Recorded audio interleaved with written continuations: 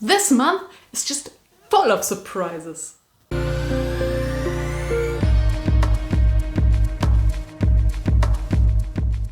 Hello fellow mushroom people and welcome to this video. So today I want to do a review for The First Sister by Linden A. Lewis. I wasn't really planning to do a review for this book. It was just one of my random audiobook pickups that I was in the mood for, just because Amazon for some reason kept recommending this book to me. And it turns out it's really good. So instead of doing my Tropes I Love video today, I wanted to talk about The First Sister. And not just because I loved it so much, but also because today is the release day for the sequel, The Second Rebel. And when I finished this book, so the First Sister, the first one, today at 6 a.m. in the morning, because I was listening to the audiobook and I just wanted to know how it ended. I was looking for the sequel on Audible because I still had one credit. I'm on a book buying ban, but I still have my Audible credits. And I was looking for the sequel, but I couldn't find it, which I think is because at that time it hadn't been released in the US, I guess. So when I went back to bed and woke up again at 12 p.m. a.m., the middle of the day, I bought it. I picked it up because then it was released. And I'm rambling. But anyway, I already bought the sequel and I finished this book early in the morning because I wanted to. And it's very good and I want to talk about it. So the book, The First Sister, it takes place in our solar system. So we're basically following those two factions. The first one are the Gaians, which consist of Earth and Mars, those two planets. And the second one are the Icaris, who are on the inner planets of the solar system, on Mercury and Venus. Is it called Mercury in English? I don't know, actually, to be honest. But anyway, so we have those two factions and we are following one character from each of those factions. So the first one is the titular First Sister, who belongs to the Gaians.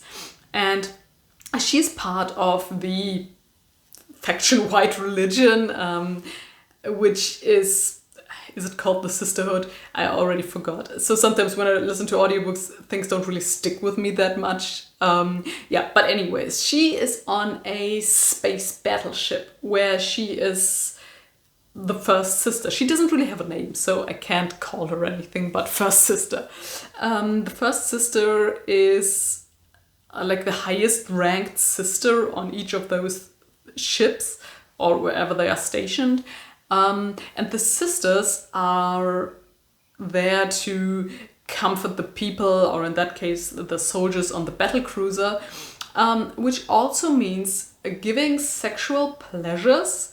So it's a really harsh thing, because many of those sisters don't really want to be sisters, so they kind of get forced into this service. And so did the First Sister we are following, so the sisters, their voices get taken away when they're younger, because they're not supposed to talk, they're just supposed to listen.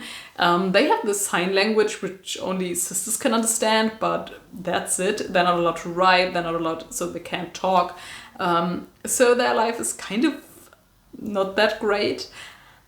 So the story picks up when a new captain takes over command of this battle cruiser called Saito Ren, and the First Sister gets tasked by Aunt, what's her name? I don't know, her superior, to get close to the captain and find out if she's a traitor to the Gaians.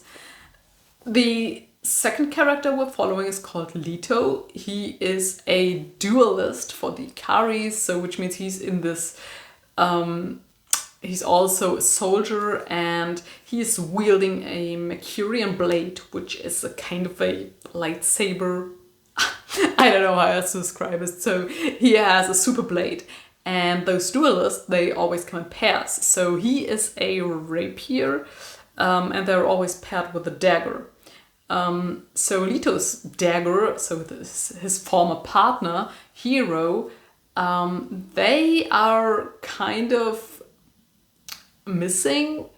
So they are assumed to be a traitor to the Ikari, which comes to a shock to Leto, because those two were very, very close. So Leto, in the past, I think 2 years, he recovered from a very bad injury, and he gets paired up with another dagger called Furia, and they get sent to Ceres to kill the mother, so the leader of the Gaian religion.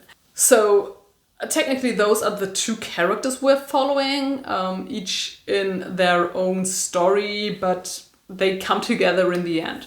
The thing is, that's not all. So like I mentioned, Hero, Leto's former partner, they kind of went missing and betrayed the Ikari. And in between the chapters we get some, so they're called plays, because in the story Hero left some audio files for Leto to listen to, where they explain why they left, what happened to them. So we get a glimpse into Hero's life as well, which was very, very interesting and very well done. So overall, I thought that the world building was done very well.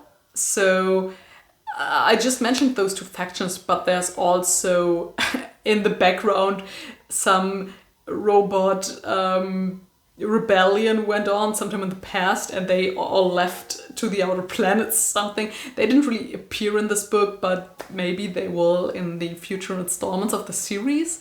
Then you also have those outlaws in the, I think, asteroid belt somewhere. And then there's the Aster, which is, so they're basically humans, but Aster is short for asteroid belt, and they are kind of disfigured.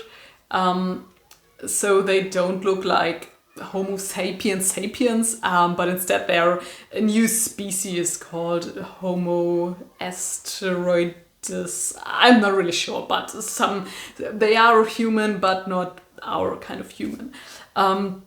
So there's a lot going on in this universe, which was really great. And I really liked following both of those characters and also those background information we get from Hero. It was all very, very well done. I was really curious to see where all was going, and let me tell you, so the ending for me, it did not disappoint. Some things happened which I did not see coming. Maybe I was stupid, but I think the twists were very well done. I really liked how it ended. Like I said, I had to pick up the sequel immediately, just because I want to know what's happening next. And yeah, so this was such a surprise for me. I did not expect to like this as much. And I think I will start listening to the sequel today when I go to bed, just because I want to see where all the characters end up.